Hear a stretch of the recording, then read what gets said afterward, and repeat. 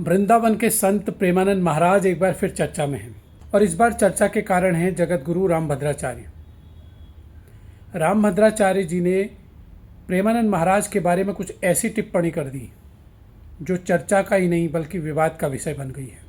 पहले आप देखिए कि इस विवाद की शुरुआत कहाँ से हुई। आजकल सोशल मीडिया में कई लोग ऐसे हैं जो वृंदावन आते हैं और यही बातें प्रेमानंद जी के लिए भी कहते हैं कि चमत्कार है ये। कोई चमत्कार नहीं। हमारे खान सरों ने कहा कि वो तो भगवान का स्वरूप है कि बिना किडनी के भी जीवन चल रहा है और सबको कोई चमत्कार नहीं। चमत्कार यदि है जी तो मैं चैलेंज करता हूं प्रेमानंद जी, एक अक्षर मेरे सामने संस्कृत बोलकर दिखा दें बस, या मेरे कहे हुए संस्कृत श्लोकों का अर्थ समझा दें। मैं आज खुल कर रहा हूं जी। वो तो मेरे बालक के समान है जी अवस्था में भी। शास्त्र जिसको आए वही चमत्कार है। किडनी ना उन पर डायलिसिस तो होता रहता है उनका, जी।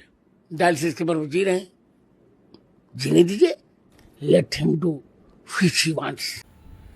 जैसे ही रामभद्राचार्य जी ने प्रेमानंद महाराज के बारे में यह टिप्पणी की तो पूरे सोशल मीडिया पर इस बात पर चर्चा होने लगी कि कौन सही है और कौन गलत। तमाम पत्रकारों से लेके तमाम न्यूज़ चैनल्स ने इस खबर को हाथों हाथ लिया। एबीपी न्यूज़ ने इस मसले पर एक चर्चा आयोजित की जिसमें कई धर्माचार्यों और कथावाचकों को आमंत्रित किया गया और प्रेमानंद महाराज व रामभद्राचार्य के विवाद पर शुरू इस डिबेट में दलितों और ब्राह्मणों का मुद्दा उठ गया।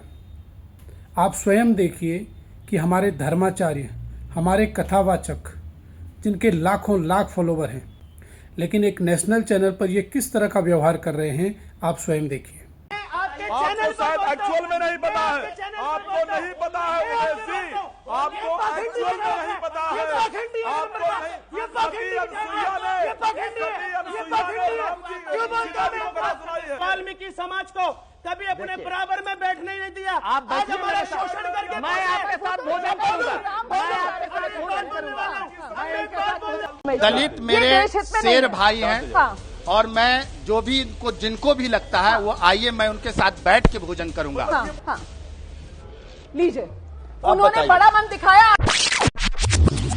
गीता पुराण पढ़ना था तो हमारे सर पर मेला रखते थे। मेला ढोएंगे या शास्त्र पढ़ेंगे? हम लोग मेला ढोएंगे, शास्त्र पढ़ेंगे। शर्म करो आप लोग। लेकिन फिर भी गेरुआ तो पहने हैं ना, और महामंडलेश्वर चले गए। महामंडलेश्वर चले गए, वो दलित के साथ बैठ नहीं सकते। आपको आना होगा महामंडलेश्वर जी। महामंडलेश्वर जी आपको आना होगा, ये माइक आपका, और आपको इस पर स्पष्टीकरण देना होगा, वरना तो संदेश अच्छा नहीं जाएगा। एक सेकंड, अब महामंडलेश्वर को सुनना होगा, इन्होंने कहा ना, देखिए इन्होंने जो कहा, ये मेरे बगल में बैठे हैं, बैठे हैं ना, समकक्ष बैठे हैं, अपनी बात रखिए, समकक्ष बैठे हैं, मुझे देना होगा, समकक्ष बैठे हैं। ठीक है। हाँ। आप लाइए कोई चीज खाने के लिए, मैं इनके साथ खाता हूँ। अच्छा, ये जो पानी जूठा करके पियेंगे मैं पीऊंगा। चलिए कहे ना, पीजिए उमेश जी, एक घूंट पानी लीजिए। गलत बात, गलत बात। अभी आपने क्या कहा? नहीं मैं तो बोल ही था। नहीं क्या कहा?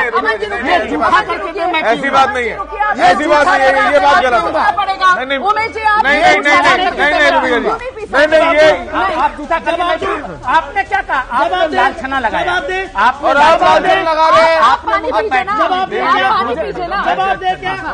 अरे भाई सुनो, आज जल पिला रहे हैं, इन लोगों ने अपना मूत्र पिलाने के लिए विवश किया हम लोगों को।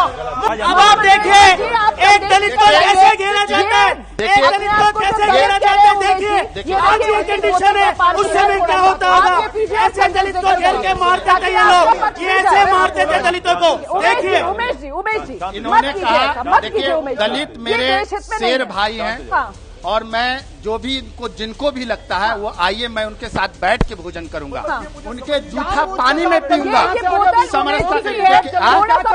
मैं दर्शकों को बताना चाहती हूँ, ये बोतल, इससे उमेश जी ने पानी पिया, इसमें बहुत थोड़ा सा पानी है क्योंकि उमेश जी ये बोतल से पानी नहीं पी रहे। और इसको महामंडलेश्वर ये जो आज के बाद ये विवाद खत्म करेंगे आप।